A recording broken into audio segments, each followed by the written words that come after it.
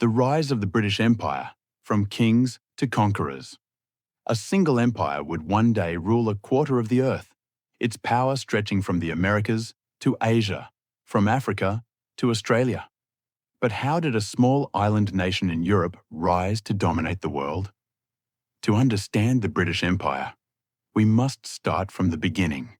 The birth of England, 878 to 927 AD. In 878 AD, King Alfred the Great of Wessex faced total destruction. The Vikings had invaded, and Alfred was forced to hide in the marshlands of Somerset.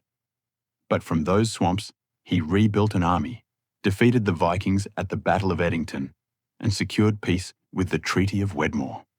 His dream of a united England would later be completed by his grandson, King Athelstan, who in 927 AD became the first ruler of a unified English kingdom.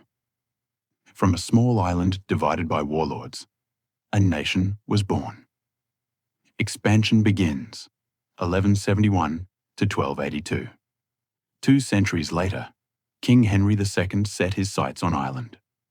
In 1171, he crossed the sea with his army, forcing Irish chieftains to submit.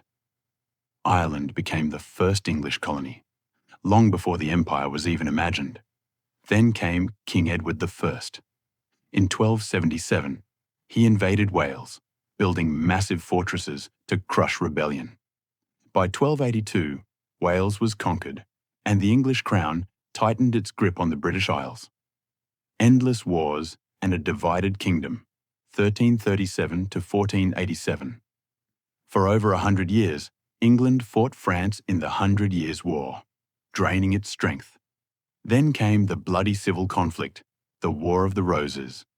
When it ended in 1487, England was exhausted but united under the Tudor dynasty. Now, the rest of the world was opening up, and England would soon follow. The Age of Exploration, 1497 to 1580.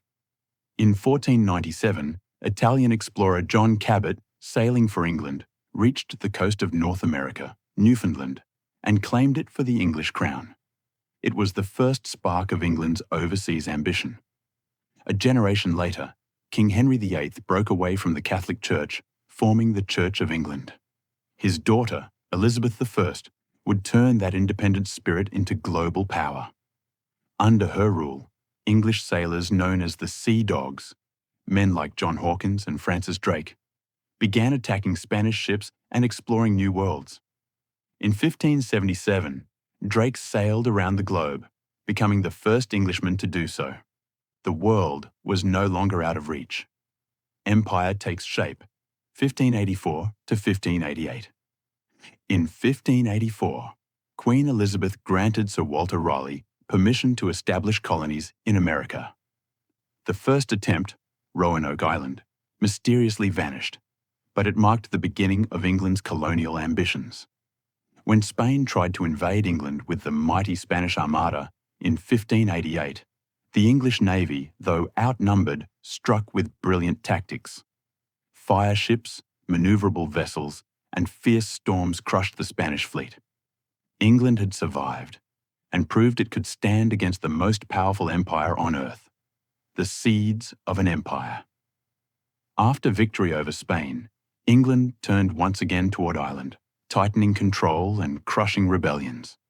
At home, trade, exploration, and innovation flourished.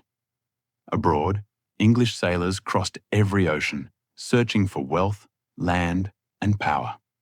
The once small Anglo-Saxon kingdom of Alfred the Great had become a rising world power, its destiny written across the waves. From the marshes of Wessex to the edges of the Pacific, England's story was no longer about survival. It was about dominion. And this was only the beginning of the British Empire.